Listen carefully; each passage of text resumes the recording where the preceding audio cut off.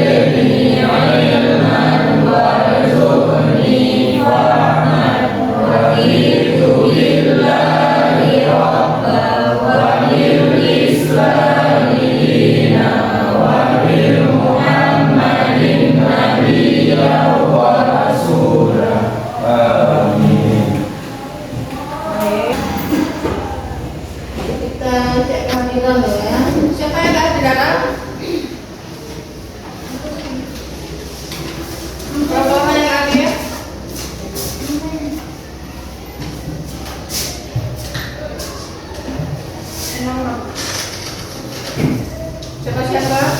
Abang Ki. Apa? Terus? Panjang mana ya?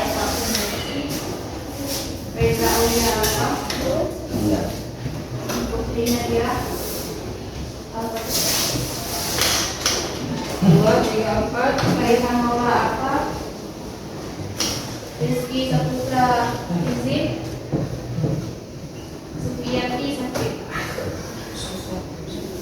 Dia apa? Udah?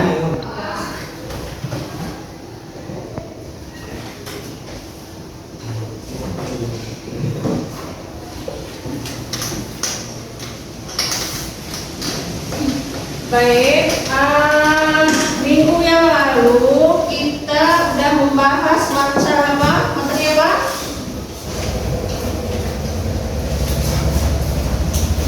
Materi apa minggu lalu? Masalah pergerakan nasional. Untuk hari ini kita akan lanjut ke materi pendudukan Jepang di Indonesia. Ya, adapun tujuan dari materi hari ini yang pertama, peserta didik mampu menyebutkan peristiwa-peristiwa penting yang menjadi latar belakang modernisasi Jepang termasuk faktor internal. Yang kedua, peserta didik mampu menggunakan informasi dari berbagai sumber untuk membuat bagan kronologi sederhana tentang proses modernisasi Jepang. Untuk materi hari ini akan disampaikan oleh Ibu Bina. Oleh Bina, silakan. Baik, sebelumnya Assalamualaikum warahmatullahi wabarakatuh. Waalaikumsalam warahmatullahi wabarakatuh. Baik, hari ini kita akan mempelajari tentang modernisasi dan perkembangan imperialisme Jepang. Nah, sebelumnya Ibu ingin bertanya nih, ada yang tahu nggak apa itu negara Jepang? Siapa yang bisa menjawab? Coba, siapa namanya? Ya, coba negara Jepang itu biasanya dijuluki negara apa sih? Coba. Negara bunga sakura. Ya, terus negara maju kan?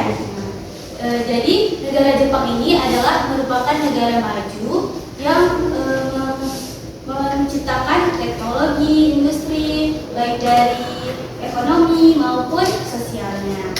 Nah, Ibu mau tanya nih, kan negara Jepang ini merupakan negara maju. Apa sih alasan negara Jepang ini menjadi negara maju? Ada yang bisa jawab? Mungkin dari Dara atau Bella? Kenapa negara Jepang disebut negara maju? Kenapa negara Jepang? Kenapa negara maju? Ayo Putri, yang lain.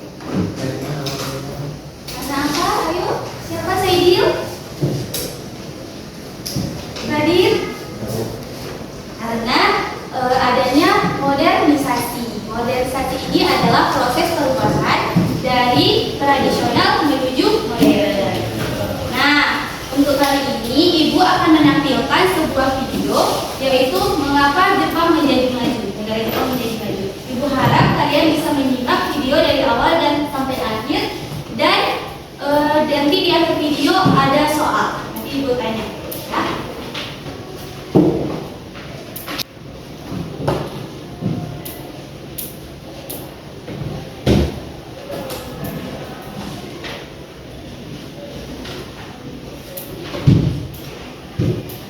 Simak ya videonya. Sampai berbagai karya seninya yang menghiasi masa kecil.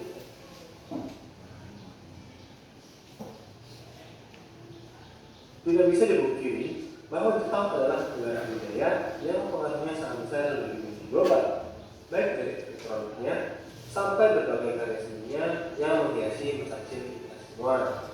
Tapi, mengapa Jepang bisa semaju sekarang? Jawaban sifatnya adalah restorasi Meiji. Namun kisahnya tidak sesingkat itu. Setelah kegagalannya dalam invasi Korea dalam perang Qing, selama lebih dari 220 tahun, Jepang menutup diri dari perkembangan dunia luar. Akibat kebijakan Sakoku yang diterapkan oleh Shogun Tokugawa, hubungan dengan Jepang hanya terbatas dengan China dan Belanda. Walau begitu, jangan salah, Jepang juga pernah berhubungan dengan negara-negara Eropa seperti Portugal dan Belanda yang memperkenalkan dua hal, yaitu tepung dan senjata api. Tepung nantinya berubah menjadi berbagai jenis makanan gorengan khas Jepang yang mungkin kamu sering makan. Sedangkan senjata api digunakan oleh militer Jepang di zaman Sengoku dan perang Qing. Namun pada tahun 1854, Jepang mengakhiri masa isolasinya berkat seorang komodor Angkatan Laut Amerika Serikat yang bernama Matthew Calvin Perry. Presiden Amerika Serikat saat itu, Millard Fillmore, mengirim komodor Perry ke Jepang untuk membuka pelabuhan Jepang bagi perdagangan Amerika Serikat. Yang Shiro membujuk Shogun agar menerima surat yang dibawa Perry. Akhirnya, Perry diminta mendarat ke Kurihama. Dia menjalan kaki di jalan dan langsung berhadapan dengan pasukan Jepang yang ada di pelabuhan. Setelah surat diterima, dia berjanji akan kembali untuk menunggu jawaban Shogun, lalu kemudian dibayar ke Tiongkok. Jepang sadar bahwa kekuatan militer Amerika Serikat jauh di atas mereka. Namun, dia tidak mau kehilangan kedaulatannya jika bersedia menerima permintaan Amerika Serikat. Perdebatan terjadi di Dewan Shogunan tentang surat Presiden Amerika Serikat yang meminta Jepang membuka pelabuhan di kapal dagang mereka. Saat yang diadakan ternyata tidak membuahkan hasil. Ditambah posisi pemerintahan Shogunan yang lemah akibat wafatnya Shogun Tokugawa Ieyasu dan digantikan anaknya Tokugawa Ieyasu yang sedang sakit-sakitan. Lalu Abe Mahashiro kemudian muncul sebagai tokoh kunci dalam keputusan akan menjadi Jepang. 13 Februari 1854, Komodor Perry kembali dengan kapal perang yang lebih banyak, meliputi 10 kapal perang dan 1.000 kapal marinir. Melihat besarnya armada Amerika Serikat yang dibawa oleh Perry, Jepang memilih menyepakati permintaan Amerika Serikat. Lewat konvensi Kanigawa, Jepang membuka pelabuhan di Shimoda dan Hakodate bagi para pedagang Amerika Serikat serta membangun kantor kedutaan Amerika Serikat di Shimoda. Dengan disepakatinya konvensi Kanigawa, Inggris, Prancis, Rusia, dan negara-negara Eropa lain yang tak mau meninggal segera mengikuti langkah Amerika Serikat dan menjalin hubungan dagang Jepang, sehingga banyak negara asing yang masuk ke Jepang dan membuat kebijakan isolasi menjadi berakhir. Rakyat Jepang menganggap perdagangan ini tidak adil dan menguntungkan asing. Karena itu, muncullah rasa tidak suka rakyat Jepang terhadap asing, sehingga terbentuklah gerakan Sonodori yang ingin mengusir bangsa asing dari Jepang. Gerakan ini berpusat di dua wilayah, yaitu Choshu dan Satsuma. Banyak orang Eropa yang dibunuh oleh rakyat Jepang. Hal itu segera dibalas oleh serangan kapal Amerika Serikat di berbagai wilayah Choshu dan Satsuma. Shogun yang dianggap tidak bisa mengatur asing menyebabkan gerakan anti-Shogun berkembang dengan besar, khususnya di wilayah Choshu dan Satsuma, yang juga didukung oleh kaisar Jepang saat itu, yaitu Kaisar Komei. Pihak Shogun merespon gerakan itu Dengan menumpas berbagai pihak yang memberontak kepadanya untuk menghadapi kekuatan militer Shogun, pihak anti Shogun melakukan modernisasi militer di mana mereka menggunakan senjata Inggris untuk memperkuat ingin negara Eropa yang lebih maju dari negara terlebih dahulu, khususnya dalam perang kedua. Menurutmu, apakah ada hubungan antara kemajuan Jepang dengan keputusan mereka untuk terlibat dalam perang dunia, khususnya di Laut Pasifik? Coba berikan jawaban kalian. Nah, dari video yang kita tonton tadi ada pertanyaan, yaitu apakah ada hubungan antara kemajuan Jepang dengan keputusan mereka untuk terlibat dalam perang dunia, khususnya dari Laut Pasifik? Menurut kalian setelah nonton video ini ada hubungannya nggak? Ada. Ada ya, karena dengan organisasi ini kan membawa perubahan dari yang tadinya tradisional menuju modern, yaitu berkembangnya teknologi seperti industri ya, dan pabrik-pabrik di negara Jepang untuk menutup diri dari negara-negara luar. Nah, jadi di sini Ibu akan menampilkan sebuah materi PPT, mohon disimak ya.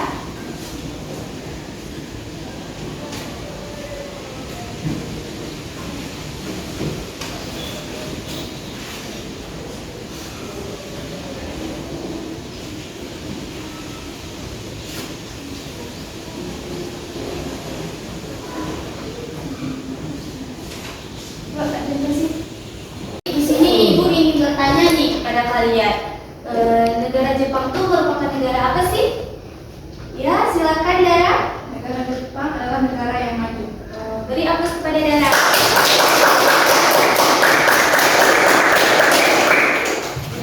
Negara Jepang ini merupakan negara maju ya. Selanjutnya Ibu ingin bertanya kepada Blank. Di sini kita akan mempelajari tentang modernisasi dan perkembangan imperialisme Jepang. Sebelumnya Ibu ingin bertanya nih, ada yang tahu nggak apa sih negara Jepang itu? Iya, silakan Dara. Negara Jepang itu adalah negara yang maju. Betul, beri apresiasi kepada Dara. Benar ya, yang seperti Dara katakan, negara Jepang ini merupakan negara maju dan negara teknologi yang tingkat tinggi, karena di negara Jepang ini banyak sekali industri atau pabrik-pabrik bersenjata melainkan di negara Asia lainnya. Selanjutnya Ibu ingin bertanya, mengapa sih negara Jepang itu maju? Alasan negara Jepang itu dijuluki negara maju? Ada yang bisa jawab? Ya, Bella? Karena adanya restorasi Meiji. Ya, betul sekali. Beri apresiasi. Karena ada restorasi Meiji. Restorasi Meiji ini adalah periode sejarah yang merubah dari tradisional menuju modern. Aspeknya mencakup bidang ekonomi, politik, sosial, dan budaya.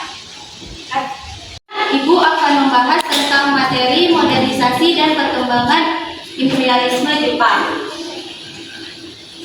Nah, awal reformasi di Jepang. Modernisasi adalah proses perubahan sosial yang membawa masyarakat dari tradisional menuju maju. Modernisasi ini mencakup berbagai aspek kehidupan seperti sosial, ekonomi, budaya, dan teknologi.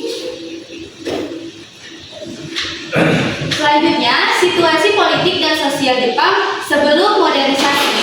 Nah, sebelum era modernisasi Jepang berada di bawah pemerintahan Shogun Tokugawa. Ada yang tahu Shogun itu apa? Shogun itu seperti raja ya. Dulu masyarakat Jepang itu sistemnya kerajaan ya, yaitu Shogun Tokugawa dari 1603 sampai 1868 yang dikenal dengan kebijakan isolasi diri atau Sakoku. Secara politik, kekuasaan sebenarnya berada di tangan Shogun, bukan kaisar, yang lebih bersifat simbolik. Selanjutnya, nah ini restorasi Meiji yang dibilang Mela tadi. Restorasi Meiji adalah periode reformasi negara Jepang yang berlangsung dari tahun 1868 hingga 1912. Nah, reformasi ini menandai awal modernisasi Jepang dan kebangkitan negara tersebut. Latar belakangnya adalah kemerosotan atau penurunan ekonomi. Makanya adanya restorasi Meiji. Selanjutnya ada bidang garapan Kaisar Meiji. Yang pertama itu ada bidang perindustrian. Nah, di bidang perindustrian ini, bidangnya itu mencakup teknologi dari barat. Nah, Jepang membangun industri-industri seperti pabrik senjata, gabungan kapal, pelaburan besi, dan pabrik pemilihan. Selanjutnya ada bidang perdagangan. Dalam kegiatan perdagangan, Jepang mengembangkan pelabuhan-pelabuhan menjadi modern. Nah, yang tadinya pelabuhannya bersifat tradisional berubah menjadi modern, dan itu membuat Jepang menjadi negara maju.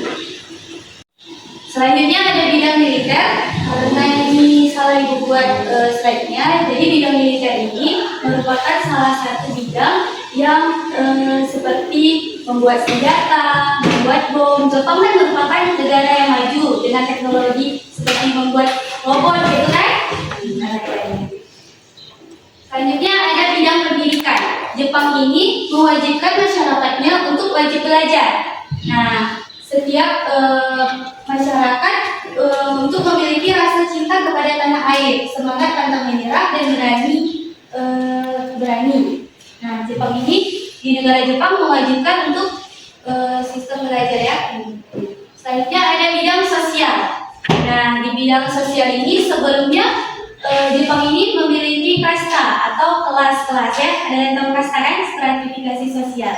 Di mana ada kelas atas, bawah, menengah, bawah kan. Nah, karena adanya restorasi Meiji ini dihapuskannya kelas-kelas atas dan sama semuanya.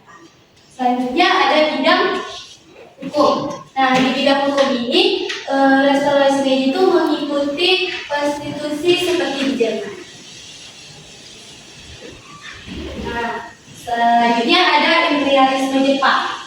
Imperialisme Jepang adalah suatu periode dalam sejarah di mana Jepang berusaha menguasai dan memperluas pengaruhnya ke wilayah-wilayah lain. Nah, Jepang ini kan merupakan negara yang menjajah Indonesia kan? Nah, untuk memperluaskan wilayahnya karena adanya restorasi Meiji ini, makanya dia memperluas imperialismenya. Baik, dari penjelasan Ibu, apakah ada yang ingin ditanyakan? Udah jelas semua? Udah jelas semua ya? Baik, sekarang kita akan membentuk kelompok ya.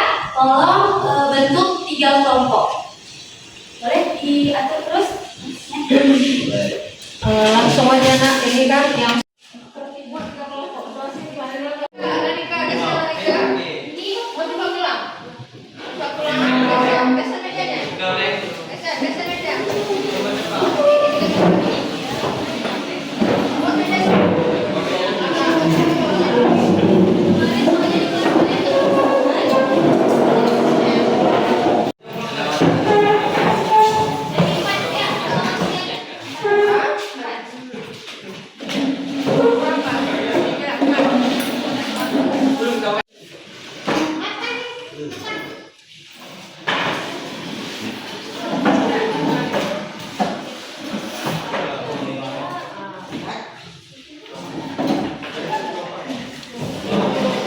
selanjutnya kita akan berdiskusi ya.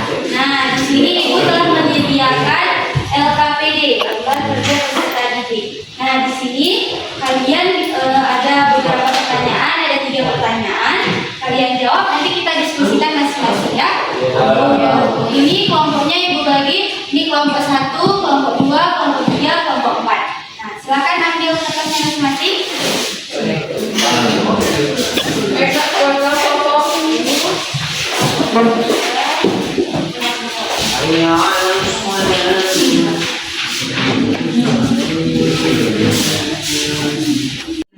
dampaknya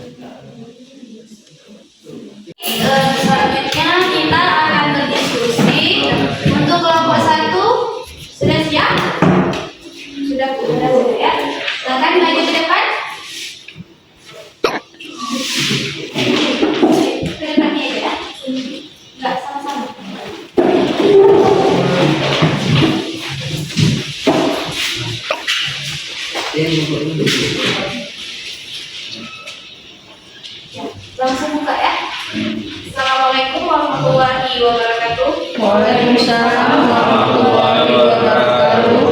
Kami dari kelompok 1 ingin mempresentasikan hasil kerja kelompok kami. Apa peran pemerintah dalam pembangunan ekonomi Jepang setelah restorasi Meiji? 1. Perannya Jepang, mereka memimpin modernisasi industri, membangun infrastruktur dan mendorong investasi asing untuk mendukung industrialisasi. 2. Jelaskan dampak pembangunan infrastruktur terhadap pertumbuhan industri Jepang. Dampaknya memfasilitasi transportasi barang dan jasa, mendukung rantai pasok dan meningkatkan produktivitas industri. 3. Bagaimana peran Zaibatsu dalam menguasai sektor ekonomi Jepang. Zaibatsu juga meningkatkan nilai ekspor impor Jepang serta membuat Jepang memegang peranan penting dalam perekonomian dunia. Sekian dari kelompok kita. Assalamualaikum warahmatullahi wabarakatuh. Beri apresiasi benar. Selanjutnya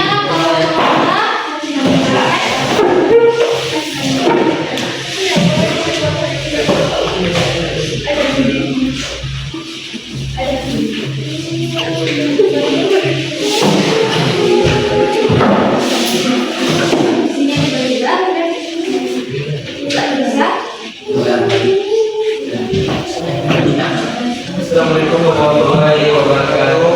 Waalaikumsalam warahmatullahi wabarakatuh. Kami dari kelompok 4 akan mempresentasikan hasil kerja kami. 1. Apa alasan Jepang melakukan ekspansi ke wilayah Asia? Jepang melakukan ekspansi ke wilayah Asia terutama karena kebutuhan akan budaya Arab dan kemudian untuk meluas kekuasaan dan pengaruhnya. 2. Jelaskan proses pembentukan Jepang terhadap Korea atau Manchuria. Jepang mulai mengikuti Korea pada awal abad ke-20 pada tahun 1910. Korea secara resmi menjadi koloni Jepang setelah perjanjian Gang Dua. 3. Bagaimana respons negara-negara Asia terhadap tindakan imperialisme Jepang? Respon negara-negara Asia terhadap tindakan imperialisme Jepang bervariasi. Beberapa tempat China terjadi perlawanan besar-besaran terhadap pendudukan Jepang. Sekian dari kami. Assalamualaikum warahmatullahi wabarakatuh. Waalaikumsalam warahmatullahi wabarakatuh.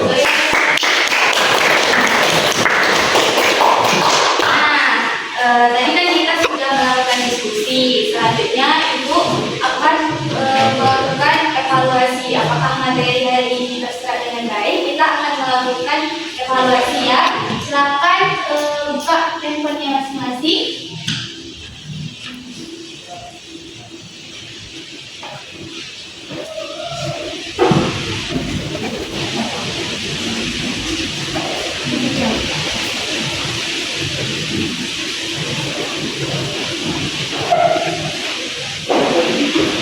Sekarang udah dikeluarkan semuanya handphonenya masing-masing? Udah ya? Silakan di scan ya. Iya, bentar ya. Coba scan.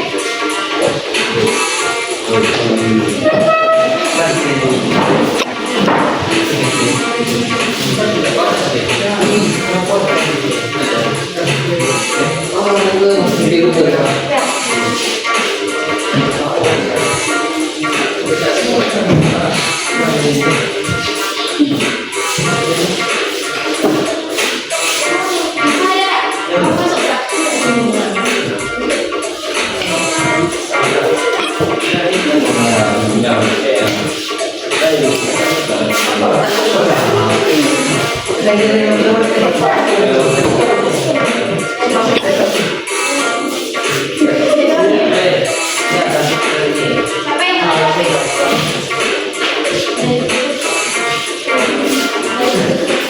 yang mau Masih 3 orang. tulis namanya ya?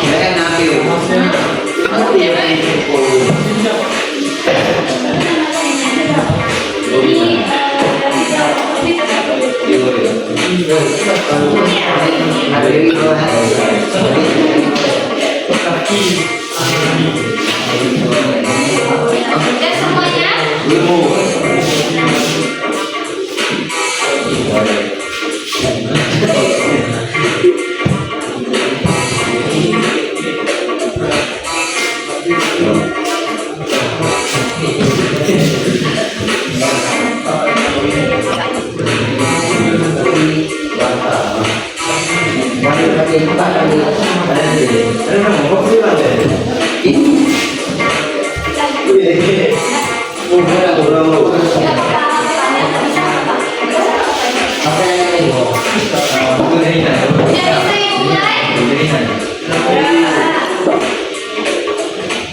Ini pakai waktu ya, waktunya 30 detik. Dah. Silakan dijawab.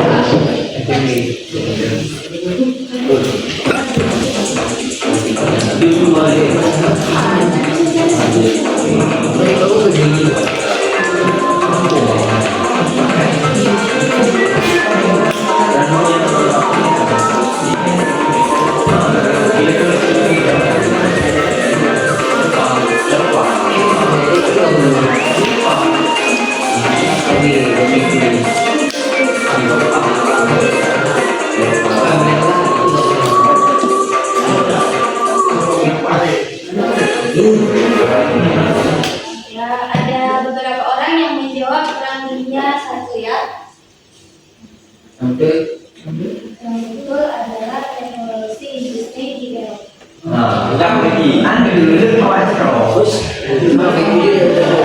Selanjutnya bisa mulai kan?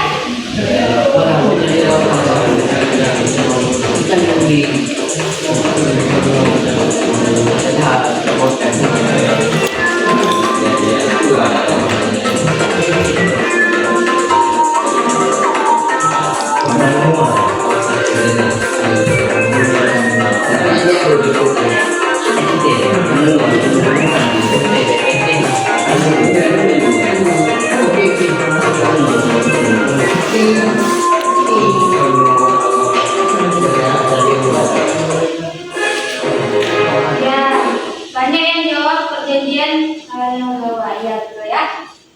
Siapa tuh kamu kalian tuh yang jawab? Lanjut ya. Soal terakhir. Ini ada yang di itu tadi di video pertama tadi.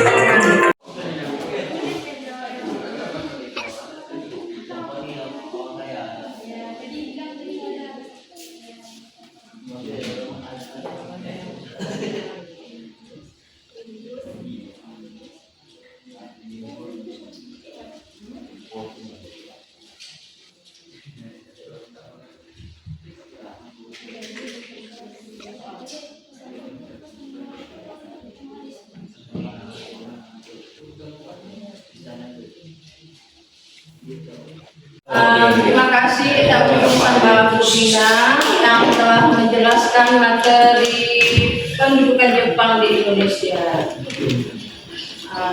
Di antara siswa, siapa yang bisa mengambil kesimpulan dari paparan materi tadi?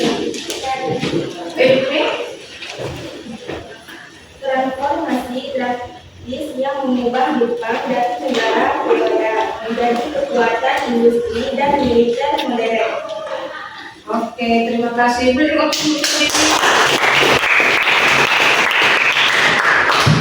Baik, berarti untuk materi hari ini sudah selesai. Minggu depan kita lanjutkan ke materi kedatangan Jepang ke Indonesia.